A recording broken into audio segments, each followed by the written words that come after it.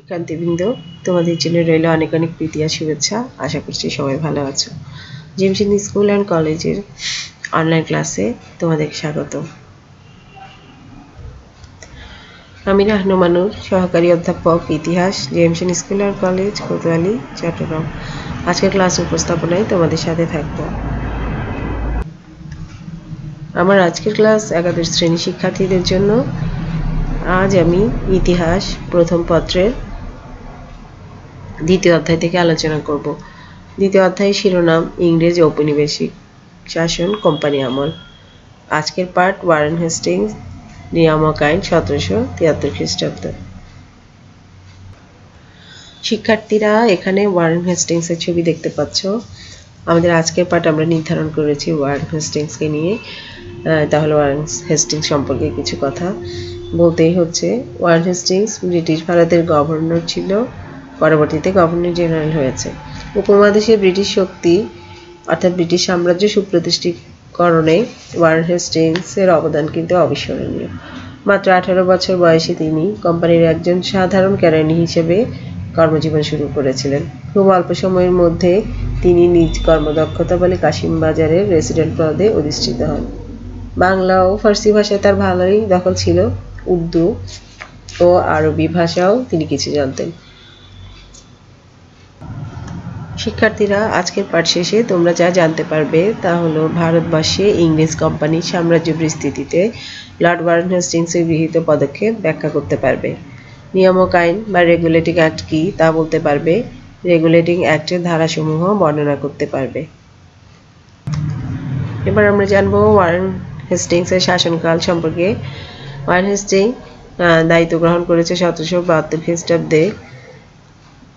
Warren Hastings বাংলার governor নিযুক্ত হন। তার শাসনকালকে দুভাগে ভাগ করা যায়। প্রথম পর্ব হলো 1772 থেকে 1774 খ্রিস্টাব্দ পর্যন্ত, যখন তিনি গভর্নরের দায়িত্ব পালন করেছেন।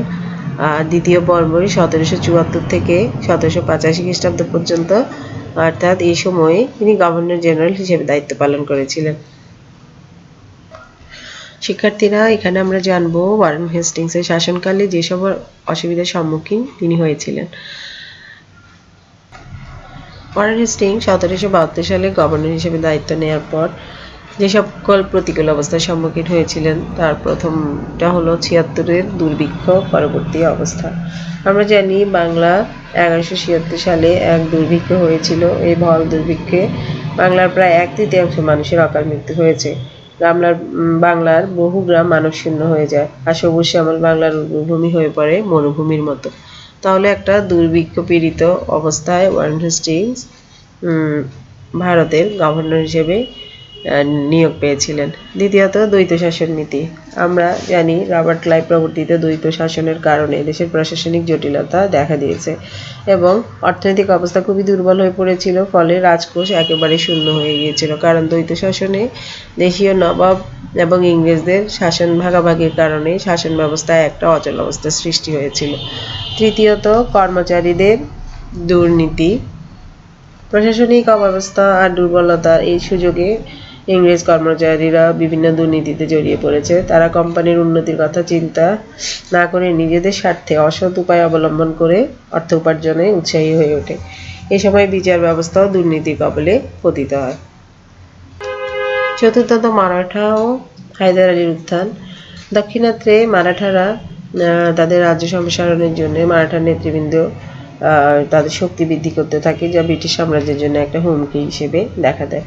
আবার এদিকে ব্রিটিশদেরকে এদেশ থেকে বিতাড়নের জন্য এবং তাদের প্রতিশোধ নেওয়ার জন্য মহীশূরের নবাব হায়দার আলী ও সুযোগ খুঁজছিল। আর হায়দার আলী এবং মারাঠা এই দুটো ব্যাপারই হেস্টিংসের চিন্তার কারণ হয়ে দাঁড়িয়েছিল। পঞ্চমত, ব্রিটিশ সরকারের আত্মরক্ষা নীতি। হেস্টিংসের শাসনামলে ব্রিটিশ সরকার স্পেনের যুদ্ধ এবং আমেরিকার স্বাধীনতা যুদ্ধ এসবে লিপ্ত ছিল। এই সময় আর ভারতে যেন তারা কোনো যুদ্ধে জড়িয়ে না পড়ে, সেই জন্যই ব্রিটিশ মন্ত্রিসভা কোম্পানির যে পরিচালক পর্ষদ ছিল তাদেরকে সতর্ক করে দিয়েছে। ফলে কোম্পানির পরিচালক সভা ভারতে রাজ্য বিস্তারের নীতি না গ্রহণ করে সেখানে আত্মরক্ষার নীতি অনুসরণ করার জন্য ওয়ারেন হেস্টিংসকে নির্দেশ দেন। কেননা যুদ্ধে জড়িয়ে পড়লে কোম্পানি আর্থিকভাবে ক্ষতির সম্মুখীন হবে। তাহলে বুঝতেই পারছো ওয়ারেন হেস্টিংস যখন দায়িত্বভার গ্রহণ করেছে তখন তাকে উপরোক্ত সমস্যাগুলি মোকাবেলা করতে হয়েছিল। শিক্ষার্থীরা, এবার আমরা আলোচনা করব হেস্টিংসের সংস্কার সম্পর্কে। চরম অস্থিতিশীল পরিস্থিতিতেই কিন্তু শাসন ক্ষমতা গ্রহণ করেছিলেন ওয়ারেন হেস্টিংস। শাসন ক্ষমতা গ্রহণ করে তিনি কিছু গুরুত্বপূর্ণ সংস্কার নীতি গ্রহণ করেছিলেন। আর ওয়ারেন হেস্টিংসের সংস্কারগুলোকে দুই ভাগে আমরা আলোচনা করব। একটা হলো অর্থনৈতিক সংস্কার, মানে যা অভ্যন্তরীণ সংস্কার নীতি নামে পরিচিত, আর একটা হলো বৈদেশিক সংস্কার নীতি। হেস্টিংসের সংস্কারগুলোর মধ্যে তার অর্থনৈতিক সংস্কার খুবই গুরুত্বপূর্ণ, কারণ লর্ড ক্লাইভের প্রবর্তিত দ্বৈত শাসন ব্যবস্থার ফলে উপমহাদেশে ব্রিটিশ শাসন ব্যবস্থা মোটামুটি দুর্বল হয়ে পড়েছিল। ঠিক এইরকম একটা পরিস্থিতিতে ওয়ারেন হেস্টিংসের ক্ষমতা হাতে নিয়ে কিছু সংস্কারমূলক ব্যবস্থা তিনি গ্রহণ করেছিলেন। তার অর্থনৈতিক সংস্কারের মূল উদ্দেশ্য ছিল কোম্পানির অস্থিতিশীল রাজনৈতিক ও অর্থনৈতিক পরিস্থিতি মোকাবেলা করা। তাই তিনি দুভাবে এই সংস্কার করেছিলেন। প্রথমত, দ্বৈত শাসন ব্যবস্থার অবসান। ওয়ারেন হেস্টিংসের একটি উল্লেখযোগ্য সংস্কার হলো ক্লাইভ প্রবর্তিত দ্বৈত শাসন ব্যবস্থার অবসান। ক্লাইভের দ্বৈত শাসন নীতির ফলে প্রশাসনিক জটিলতার সৃষ্টি হয়েছিল, আর এই সুযোগে কর্মচারীরা দুর্নীতিতে জড়িয়ে পড়েছে। ফলে ইংরেজ শাসনের ভিত নড়বড় হয়ে গেছে। আর এরকম পরিস্থিতিতে ওয়ারেন হেস্টিংস দ্বৈত শাসন ব্যবস্থার অবসান ঘটান। আর দেওয়ানি লাভ করলেও দেওয়ানি সংক্রান্ত সব দায়িত্ব ছিল নবাবের উপর। হেস্টিংস জনগণের উপর অত্যাচারের যে অভিযোগ পেয়েছে সেগুলো পেয়ে বাংলা বিহার প্রদেশের ডেপুটি নবাবের যে পদ ছিল সেটা বাতিল করেছে, আর তিনি রাজস্ব দেওয়ানি সংক্রান্ত দায়িত্ব কোম্পানির হাতেই ন্যস্ত করেছে। পাঠশালা বন্দোবস্ত। ওয়ারেন হেস্টিংসের অন্যান্য সংস্কারের মধ্যে উল্লেখযোগ্য হল রাজস্ব সংস্কার। তিনি প্রথম রাজস্ব আদায়ের অত্যাচারের অভিযোগে রেজা খান ও সেতাব রায়কে নায়েবে নাজিম পদ থেকে পদচ্যুত করেছে। হেস্টিংস রাজস্ব আদায়ের জন্য কালেক্টর উপাধিধারী একজন ইংরেজ কর্মচারীর পদও সৃষ্টি করেছেন। হেস্টিংসের রাজস্ব বিভাগে দুর্নীতির অবসান ঘটাতে এই বিভাগকে সুষ্ঠুভাবে পরিচালনা করার জন্য রাজকৌশলী মুর্শিদাবাদ থেকে কলকাতায় স্থানান্তর করেছে। রাজস্ব উন্নয়নের জন্য তিনি একটি ব্যুরো গঠন করেছে, আর এই খাতে আয় বৃদ্ধির জন্য তিনি 5 বছর মেয়াদে সর্বোচ্চ মূল্যে জমিদারি ইজারা দেওয়ার নিয়ম প্রবর্তন করেছে, যা পাঠশালা বন্দোবস্ত নামে পরিচিত। এরপর আসো হেস্টিংসের সংস্কারের মধ্যে আছে বিচার সংস্কার। ওয়ারেন হেস্টিংস বিচার বিভাগের সংস্কারটাও ছিল খুবই গুরুত্বপূর্ণ। বিচার ব্যবস্থায় হেস্টিংস ইউরোপের আইন কিন্তু চালু করতে চায়নি। এক্ষেত্রে তিনি মোগলরা যে বিচার পদ্ধতি অনুসরণ করত তাই রাখতে চেয়েছে। তিনি বিচার বিভাগে শৃঙ্খলা ও ন্যায় বিচারমূলক নীতি গ্রহণ করেছেন। তিনি বিচার বিভাগকে রাজস্ব বিভাগ থেকে আলাদা করেন এবং প্রতিটি জেলায় একটি করে দেওয়ানি ও ফৌজদারি আদালত স্থাপন করেন। দিওয়ানি ও ফৌজদারি আদালতের বিচারক ছিলেন যথাক্রমে ইংরেজ কালেক্টর ও দেশীয় বিচারকগণ। তিনি দিওয়ানি ও ফৌজদারি বিচারের বিরুদ্ধে আপিলের জন্য কলকাতায় 2টি উচ্চ আদালত স্থাপন করেন। আদালতগুলি হলো সদর দিওয়ানি আদালত আর সদর নিজামত আদালত। এবার আসো বাণিজ্য সংস্কার। ওয়ারেন হেস্টিংস কোম্পানির বাণিজ্য বিভাগেও কিছু সংস্কার নীতি চালু করেছেন। আগে কোম্পানি কর্মচারীগণ বিনা শুল্কে ব্যক্তিগত ব্যবসা বাণিজ্য করতেন, আর হেস্টিংসের বাণিজ্য নীতি সংস্কার করতে গিয়ে কর্মচারীদেরকে বিনা শুল্কে যে ব্যক্তিগত ব্যবসা বাণিজ্য করতো তা বন্ধ করে দেন। আর মালামাল চলাচলের সুবিধার কথা চিন্তা করে তিনি কলকাতা, হুগলি, মুর্শিদাবাদ, ঢাকা ও পাটনা ছাড়া সব শুল্ক চৌকি বন্ধ করে দেন। ফলে জমিদারগণ নিজেদের ইচ্ছা মতো শুল্ক আদায় করতে পারতেন না। ব্যয় সংকোচন নীতি। হেস্টিংস যখন ক্ষমতায় বসেন তখন কিন্তু বাংলার চরম দুর্যোগ চলছিল। ঠিক এই সময় হেস্টিংস তার শাসনকার্য পরিচালনা করতে যেয়ে ব্রিটিশ পার্লামেন্টের কাছে 10 লাখ পাউন্ড ঋণ গ্রহণ করেছিলেন। আর এই ঋণ পরিশোধ এবং কোম্পানির আর্থিক উন্নয়নের জন্য তিনি ব্যয় সংকোচন নীতিটা গ্রহণ করেছিলেন। বাংলার বৃদ্ধিপ্রাপ্ত নবাবের যে বার্ষিক ভাতা ছিল সেটাকে অর্ধেক কমিয়ে দিয়েছে, আর সম্রাট শাহ আলমের বার্ষিক ভাতা বন্ধ করে দিয়ে তার কাছ থেকে কারা আর এলাহাবাদ জোরপূর্বক দখল করে নিয়েছে। তাছাড়াও 50 লাখ টাকার বিনিময়ে উক্ত অঞ্চল অযোধ্যার নবাবকে প্রদান করেছিলেন। এরপর আসো বৈদেশিক সংস্কার নীতি। প্রথমত ওয়ারেন হেস্টিংস ক্ষমতা গ্রহণ করার পরপরই সীমান্তে কিছু বিষয় পরিবর্তন করেন। ওয়ারেন হেস্টিংস এটা বুঝতে পেরেছিলেন যে এর মাঝে কোম্পানি তার বাণিজ্যিক প্রতিষ্ঠান থেকে রাজনৈতিক প্রতিষ্ঠানে পরিণত হয়েছে। সুতরাং এই উপমহাদেশে যদি ব্রিটিশ সাম্রাজ্যের স্থায়িত্ব বৃদ্ধি করতে চায় তাহলে দেশীয় রাজাদের ইংরেজদের সাহায্যের উপর নির্ভরশীল করে তুলতে হবে। আর তাই হেস্টিংসের বৈদেশিক সংস্কারমূলক নীতিগুলো ছিল খুবই সুদূরপ্রসারী। প্রথমত অযোধ্যার নীতি। ভারতবর্ষে ব্রিটিশ শাসনের স্থায়িত্বকাল বৃদ্ধি এবং ব্রিটিশ শাসনকে আরও শক্তিশালী করাই ছিল হেস্টিংসের বৈদেশিক নীতির মূল উদ্দেশ্য। আর সেই লক্ষ্যেই তিনি বিভিন্ন সংস্কার নীতি প্রবর্তন করেন। তিনি ইংরেজদের শত্রু মারাঠাদের আশ্রয়ে বাস করার অজুহাতে সম্রাট শাহ আলমকে বার্ষিক যে 26 লক্ষ টাকা ভাতা দিত সেটা বন্ধ করে দেন। আবার সম্রাটের কাছ থেকে বারাণসী সন্ধির মাধ্যমে এলাহাবাদ ও কারা এই দুইটি জেলা নিয়ে এগুলি আবার অযোধ্যার নবাবকে 50 লাখ টাকার বিনিময়ে প্রদান করেন। আবার ওয়ারেন হেস্টিংস অযোধ্যায় শক্তি বৃদ্ধি করে এদিকে মারাঠা ও ব্রিটিশদের মধ্যে একটি মধ্যবর্তী শক্তিশালী রাজ্য গড়ে তোলেন। রোহিলা যুদ্ধ। ভারতবর্ষে যুক্তপ্রদেশের অধিবাসী যারা তাদেরকে রোহিলা হিসেবে আখ্যায়িত করা হয়। 1771 খ্রিস্টাব্দে মারাঠারা রোহিলা খণ্ডে আক্রমণ করলে রোহিলা সর্দার নাজিমুদ্দৌলার পুত্র জবিতা খান যুদ্ধে পরাজিত হয়ে সুজা-উদ-দৌলার রাজ্য অর্থাৎ অযোধ্যায় যেয়ে আশ্রয় গ্রহণ করেন। আর মারাঠা কর্তৃক রোহিলা রাজ্য আক্রান্ত হলে সুজা-উদ-দৌলা ভীত হয় এবং নিজের নিরাপত্তার কথা চিন্তা করে কিন্তু সীমান্তে সৈন্য মোতায়েন করে। আর রোহিলাদের সাথে সুজা-উদ-দৌলার তেমন কোনো ভাবও ছিল না।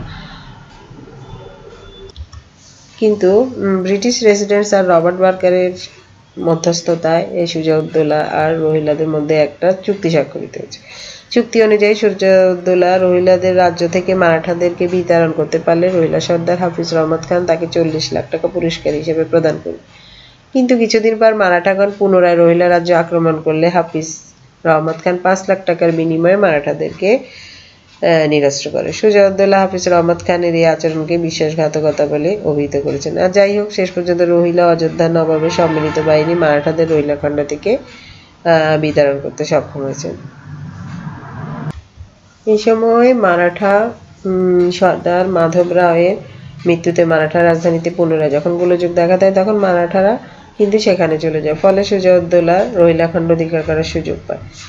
আর সুজা-উদ-দৌলা ইংরেজ সেনাবাহিনীর সাথে অর্থাৎ সুজা-উদ-দৌলা রোহিলা রাজ্য দখল করার জন্য হেস্টিংসের কাছে সাহায্য প্রার্থনা করেন। সুজা-উদ-দৌলা ইংরেজ সেনাবাহিনীর ব্যয় ভিন্ন আরও 40 লাখ টাকা দিতে স্বীকৃতি হলে হেস্টিংস রাজি হয়ে যান। আবার 1774 খ্রিস্টাব্দে ইংরেজ বাহিনীর সাথে নবাব সুজা-উদ-দৌলার কাটরা যুদ্ধে রোহিলাদের পরাজিত করে রোহিলা খণ্ড দখল করে নেন।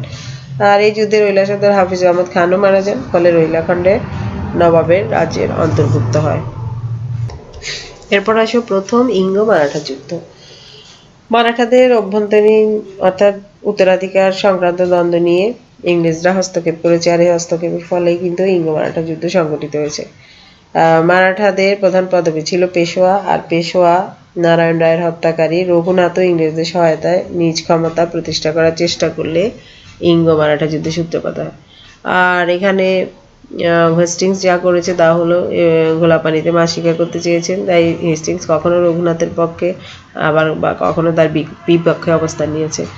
তো হেস্টিংস ডাইরেক্টর সবার নির্দেশে রঘুনাথের পক্ষ নিয়ে যুদ্ধে অংশগ্রহণ করলে নারায়ণ রায়ের কাছে যুদ্ধে পরাজিত হয়। তেলেগাঁও আর ওয়ারগাঁওয়ের যুদ্ধে পরাজিত হয়ে হেস্টিংস মারাঠাদের সাথে সন্ধি করতে বাধ্য হন, যা সলবাই সন্ধি নামে পরিচিত। আর এই সন্ধির মাধ্যমে প্রথম ইঙ্গ-মারাঠা যুদ্ধের অবসান হয়। শিক্ষার্থীরা, এবার আমরা জানব রেগুলেটিং অ্যাক্ট বা নিয়ামক আইন কি। 1773 সালে ব্রিটিশ পার্লামেন্টে তৎকালীন ব্রিটিশ প্রধানমন্ত্রী লর্ড নর্থ যে আইন প্রণয়ন করেন, ইতিহাসে তা নিয়ামক আইন বা রেগুলেটিং অ্যাক্ট নামে পরিচিত। রেগুলেটিং অ্যাক্ট ভারতে ব্রিটিশ শাসন কাঠামো প্রবর্তনে এক মাইলফলক হিসেবে বিবেচিত।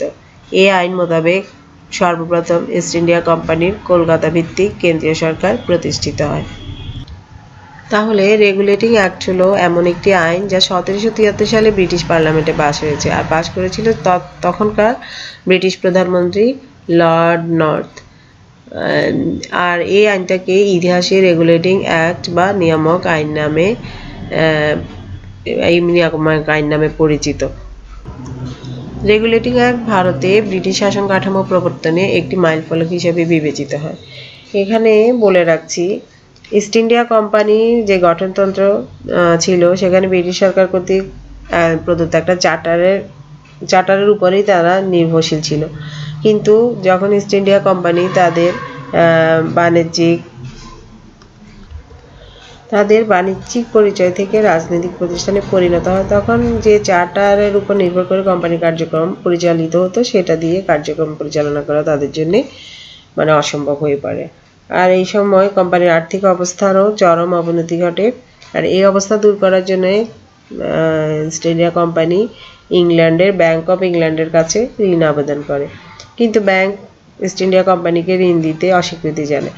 তাই ব্রিটিশ কোম্পানি সরকারের কাছে 10 লাখ পাউন্ডের ঋণ আবেদন করে। আর ব্রিটিশ পার্লামেন্ট ঋণ দেওয়ার পূর্বে কোম্পানির অবস্থা জানতে একটি তদন্ত কমিটি গঠন করেছে। আর তদন্ত কমিটি তাদের তদন্ত পরিচালনা করার পর দেখতে পেল যে এই উপমহাদেশে ইংরেজ কর্মচারীদের নানা দুর্নীতি পরে তারা 1757 খ্রিস্টাব্দ থেকে 1766 খ্রিস্টাব্দ পর্যন্ত কোম্পানির কর্মচারীগণের যে বিশাল দুর্নীতি করেছে বা অনেক উপরোধ গ্রহণ করেছে তার একটা তদন্ত রিপোর্ট সরকারের কাছে তুলে ধরে। আর এরকম পরিস্থিতিতে চলমান গঠনতন্ত্রের মাধ্যমে এসব দুর্নীতি প্রতিরোধ করা সম্ভব নয়। তাই কর্মচারীদের দুর্নীতি প্রতিরোধের উদ্দেশ্যে 1773 সালে রেগুলেটিং অ্যাক্টটা পাশ করা হয়। আর এই আইন প্রবর্তনের সাথে সাথেই কিন্তু ইস্ট ইন্ডিয়া কোম্পানি তাদের বাণিজ্যিক যে বৈশিষ্ট্য ছিল সেটা লোপ পায় এবং তারা একটা রাজনৈতিক সংস্থায় তাদের রূপান্তর ঘটে। এবার আমরা কোম্পানির রেগুলেটিং অ্যাক্টের ধারা সম্পর্কে আলোচনা করব। রেগুলেটিং অ্যাক্টের ধারাসমূহ দু খণ্ডে বিভক্ত ছিল। একটা হলো কোম্পানির গঠনতন্ত্র সংক্রান্ত ধারা, আর একটি ছিল ভারতীয় শাসন ব্যবস্থার ধারা। তো আমরা প্রথমেই কোম্পানির গঠনতন্ত্র সংক্রান্ত ধারাসমূহ নিয়ে আলোচনা করছি। কোম্পানি সাধারণ সভায় ভোট দিতে পারবে যাদের 1000 পাউন্ড মূল্যের শেয়ার আছে। অর্থাৎ কোম্পানির সাধারণ সভায় যে ভোট দেওয়ার অধিকার সেটা শুধু তাদের থাকবে যারা 1000 পাউন্ড মূল্যের শেয়ার যাদের আছে। আর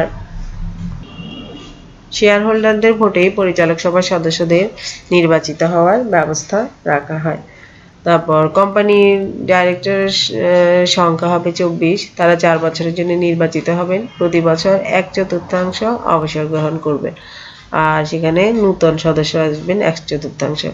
তারপর কোম্পানি ভারতের যাবতীয় কাজকর্ম পরিচালনার ক্ষমতা ডাইরেক্টর সভাকে প্রদান করা হয়েছে, অর্থাৎ কোম্পানির পরিচালনা পরিষদকে প্রদান করা হয়েছে। আর ভারত থেকে প্রাপ্ত রাজস্ব সংক্রান্ত সকল নথিপত্র ব্রিটিশ ট্রেজারির নিকট এবং সামরিক ও বেসামরিক যাবতীয় তথ্য ব্রিটিশ মন্ত্রিসভার নিকট পেশ করা ডাইরেক্টর সভার উপর বাধ্যতামূলক করা হয়। তাহলে এই ধারাগুলো কোম্পানির গঠনতন্ত্রের ক্ষেত্রে এই ধারাগুলো সংযোজন করা হয়েছিল। আর এর উদ্দেশ্যই ছিল কোম্পানির দুর্নীতিকে নিয়ন্ত্রণ করা। এবার আসো কোম্পানি ভারত শাসন সংক্রান্ত ধারাসমূহ। এখানে ভারত শাসনের ক্ষেত্রে কোম্পানি ভারতীয় সাম্রাজ্য শাসনের ভার একজন গভর্নর জেনারেল এবং তার 4 সদস্য বিশিষ্ট কাউন্সিলের উপর ন্যস্ত করা হয়। অর্থাৎ ভারতের যে সাম্রাজ্য পরিচালনা করবে সেখানে প্রধান থাকবে গভর্নর জেনারেল এবং তার 4 সদস্য বিশিষ্ট কাউন্সিল থাকবে। আর এই কাউন্সিলের নামকরণ করা হয়েছিল সুপ্রিম কাউন্সিল বা ফোর্ট উইলিয়াম কাউন্সিল। কাউন্সিলের যে সদস্য তাদের মেয়াদ থাকবে 5 বছর। সংখ্যাধিক্যের ভোটে সকল বিষয়ে তারা মীমাংসা করবে। অর্থাৎ কোনো বিষয়ে মীমাংসা করতে গেলে 2/3 ভোটের মাধ্যমে সেই ব্যাপারে মীমাংসা করা হবে। আবার ফোর্ট উইলিয়াম সুপ্রিম কোর্ট স্থাপন, অর্থাৎ এই আইন অনুযায়ী একজন প্রধান বিচারপতি এবং 3 জন সাধারণ বিচারপতির সমন্বয়ে কলকাতায় একটি সুপ্রিম কোর্ট স্থাপন করা হয়। আর এই আদালত ভারতে ব্রিটেনের নাগরিকদের বিচারের ক্ষমতা পায়। স্যার এলিজা এমপি সুপ্রিম কোর্টের প্রধান বিচারপতি নিযুক্ত করা হয়। আর কোম্পানির সকল কর্মচারী এই আদালতের এখতিয়ারাধীন ছিল। আবার এই আইন অনুযায়ী মানে অর্থাৎ রেগুলেটিং অ্যাক্টের মাধ্যমেই কিন্তু বাংলার গভর্নরকে গভর্নর জেনারেল আখ্যা দিয়ে কলকাতা প্রেসিডেন্সির সামরিক ও বেসামরিক শাসনভার গভর্নর জেনারেলের হাতে ন্যস্ত করা হয়। আর রেগুলেটিং অ্যাক্ট অনুসারেই কিন্তু ভারতের কোম্পানির প্রথম গভর্নর জেনারেল হন ওয়ারেন হেস্টিং। আমরা যেহেতু ওয়ারেন হেস্টিংসের দু পর্যায়ে শাসনকাল দেখেছি, একটা দেখলাম 1772 থেকে 74, অর্থাৎ তখন উনি গভর্নর হিসেবে দায়িত্ব পালন করেছেন। এরপর রেগুলেটিং অ্যাক্টের পরে তাকে তার গভর্নরের পদকে বাড়িয়ে তাকে গভর্নর জেনারেল করা হয়েছে, যেটা আমরা পরবর্তীতে 1774 থেকে 85 সাল পর্যন্ত শাসন কার্যে তিনি গভর্নর জেনারেল হিসেবে দায়িত্ব পালন করেছিলেন। শিক্ষার্থীরা, এই ছিল আমাদের ওয়ারেন হেস্টিংসের শাসনকাল এবং রেগুলেটিং অ্যাক্ট সম্পর্কে আজকের আলোচনা। তবে ওয়ারেন হেস্টিংস যে সময় বাংলার শাসন ক্ষমতা গ্রহণ করেন সেই সময় কোম্পানির অভ্যন্তরীণ ও পররাষ্ট্র বিষয়ে বহু সমস্যার সম্মুখীন তিনি হয়েছিলেন। যেমন দ্বৈত শাসনের কুফলে চারদিকে অরাজকতা বিশৃঙ্খলতা সৃষ্টি হয়েছিল, দুর্নীতিপরায়ণ কর্মচারীদের অত্যাচারে বাংলার মানুষে খুব কষ্টে দিনাতিপাত করেছিল। কোম্পানির ব্যবসা বাণিজ্যে অচল অবস্থার সৃষ্টি হয়েছিল, কোষাগার ছিল শূন্য। এদিকে মারাঠাদের উত্থান হয়েছে, মহীশূরের হায়দার আলীর উত্থান হয়েছে। যেসব পরিস্থিতি কিন্তু হেস্টিংস দক্ষতার সাথেই মোকাবেলা করেছেন। আর দ্বৈত শাসনের অবসান ঘটানো, রাজস্ব আদায়ের দায়িত্ব কোম্পানির হাতে নেওয়া, বিচার বিভাগের প্রয়োজনীয় পরিবর্তন এবং কোম্পানির আভ্যন্তরীণ শাসনের ত্রুটিও তিনি কিন্তু দূর করেছিলেন বিভিন্ন পদক্ষেপের মাধ্যমে। এত কিছুর পরেও 1785 খ্রিস্টাব্দে হেস্টিংস যখন দেশে ফিরে যান তখন কিন্তু তাকে বিচারের সম্মুখীনও হতে হয়েছিল, অর্থাৎ তাকে ইমপিচমেন্টের মুখোমুখি হতে হয়েছিল। তাকে 10টি অভিযোগে অভিযুক্ত করা হয়েছিল। তা শিক্ষার্থীরা, এবার তোমাদের জন্য সামান্য বাড়ি কাজ দেওয়া হয়েছে। রেগুলেটিং অ্যাক্ট কি, রেগুলেটিং অ্যাক্টের ধারাসমূহ লিখো। তোমরা অবশ্যই বাড়ির কাজগুলি করার ব্যাপারে মনোযোগী হবে এবং বাড়ির কাজগুলি করে জমা রাখবে। এগুলি যে কোনো সময় তোমাদের থেকে জমা নেওয়া হবে। আজ তাহলে এ পর্যন্তই। সবাই ভালো থাকবে, সুস্থ থাকবে এবং স্বাস্থ্যবিধি মেনে চলবে। পরবর্তী ক্লাসে আবারও দেখা হবে এই আশাবাদ নিয়ে সবাইকে ধন্যবাদ জানাচ্ছি। ধন্যবাদ জানিয়ে আজকের মতো বিদায় নিচ্ছি। আল্লাহ হাফেজ।